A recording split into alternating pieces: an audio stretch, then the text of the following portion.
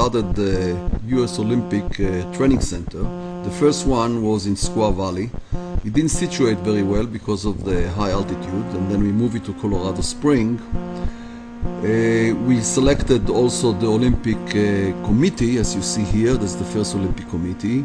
And then you see them in my center, in Koto Research Center, which was designated by itself as an Olympic site. Athletes used to come to train there before Colorado Springs. Then I was chosen as the chairman of Biomechanics for the US Olympic Committee, as you see here on these certificates. And the first I start working what's called here the computer of the United States Olympic Sport Medicine Committee with my friend Al Otter, the former gold medalist that I compete with in 1960 and 64, and continue to work with him in Colorado Springs. These belong to perhaps the greatest Olympian in history.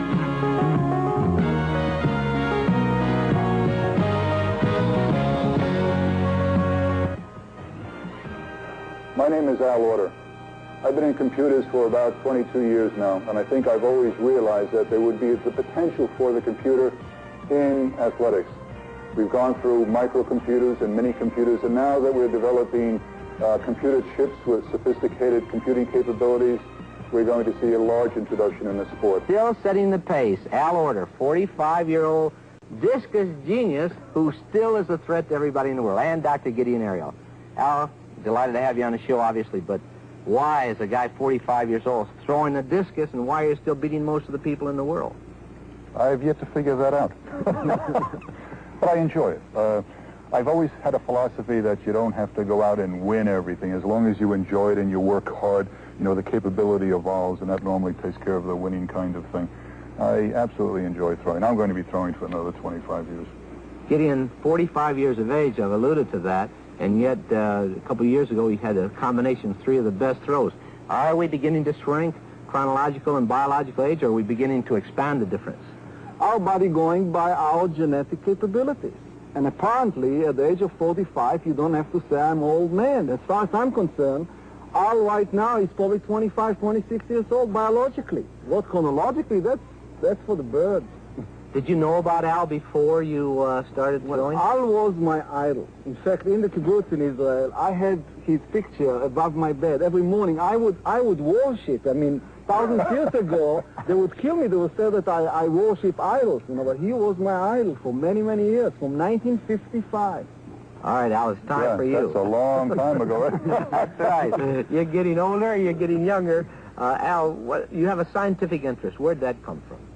Well, I've been in computers now for, 20, 21 years or something like that. And when I started back into competition, I had an 8-year layoff from 1968 through 76. And when I started back, I thought I might as well learn as much as I can about the throw. And I hooked up with Gideon immediately to find out exactly what I was doing wrong. Why not take advantage of all of the innovations that occurred through that 8-year span? And I think the computer analysis of the technique in my event was absolutely the most important thing. I could determine for the first time what coaches were trying to tell me. I could see quantitatively where I was accelerating, decelerating, all these kinds of things. And in going through that analysis, I was able then to launch into my kind of newfound career, okay, with new enthusiasm and knowing what I was doing. Al, to understand the future, we have to understand the past. Unfortunately, or fortunately, you're the past and the present and the future. Now, where are we going to go with this game? I think the computer analysis will continue. I think we'll get into, very shortly, an area where athletes will be able to almost step inside themselves. We'll have computers simulating what the perfect throw will be, and throwers will be, in effect, able to enter their own image created by film, by computers, and as they execute the throw, if an arm goes out too far, a head tilts or something, there'll be an alarm go off to say you're changing. So feedback systems and computers are going to be very important. You see that, Gideon? Well, hologram is the thing of the future, and I tell you, I'm learning from Al more than he learned from me, but he's ahead of the game all the time because he really talk about the future. We're talking about holography now, where you will have the ideal model that you actually will see. You cannot touch it because you see it, but you cannot touch it, but you can put your body right in it. And every time you depart from efficiency, either you will have some kind of feedback and alarm system, or I don't know, maybe in East Germany they will give you a 220. I know, there are things, okay, that are a little frightening about the entire environment of computer introduction into sport. Because computers, 10 years ago I couldn't lift computers that, right now I hold in the palm of my hand very easily.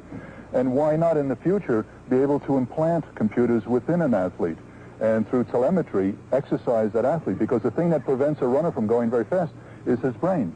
And through telemetry you can override that brain feedback that says, I think I'm going too fast or I'm fatigued. You can override that with computer implants that are stimulating various muscle groups. That's frightening because then we're into robotics. Well, is that going to be legal? You see a lot of changes taking place in the Olympic rules, etc.? Oh, the technology is here today. Certainly there's going to have to be a way of combating it because then you'll have coaches up in the stands, okay, with little telemetry stations activating their athletes. There obviously has to be a stop to that. How you do it is through some kind of body scan.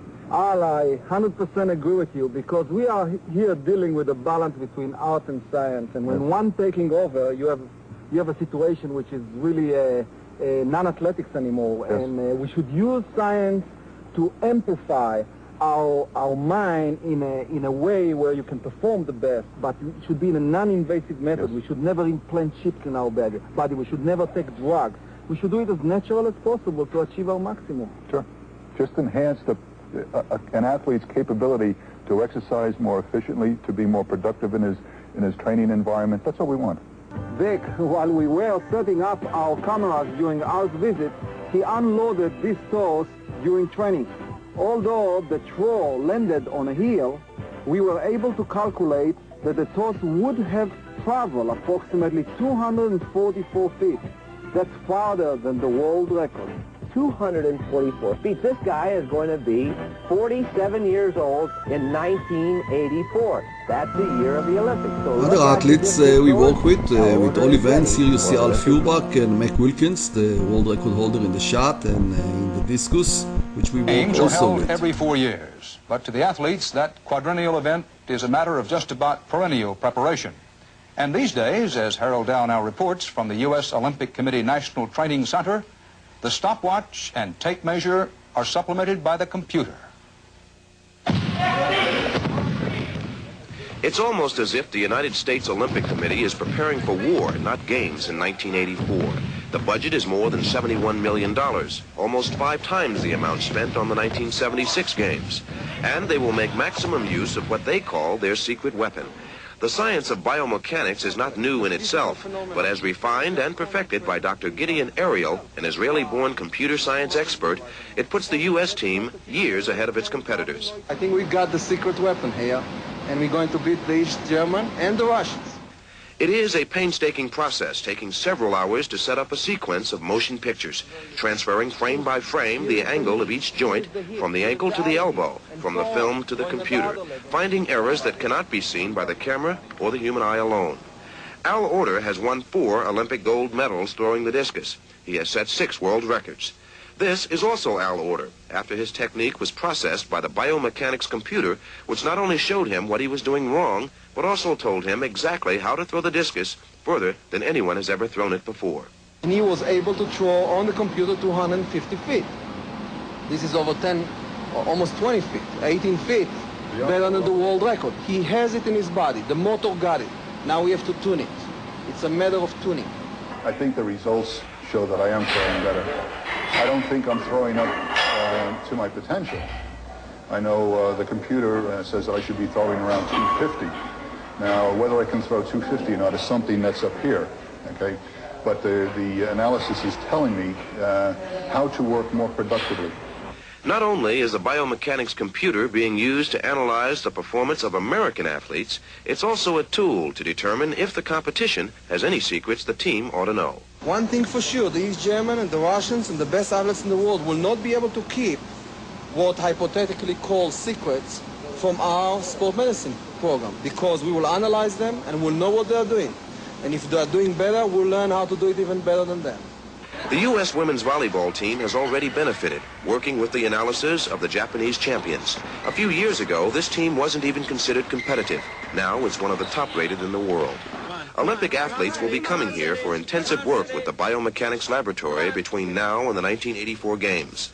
That's when they'll find out for sure if the secret weapon really works. Harold Dow, CBS News, Colorado Springs.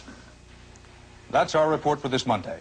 Until tomorrow, Dan Rather, CBS News, reporting from Washington.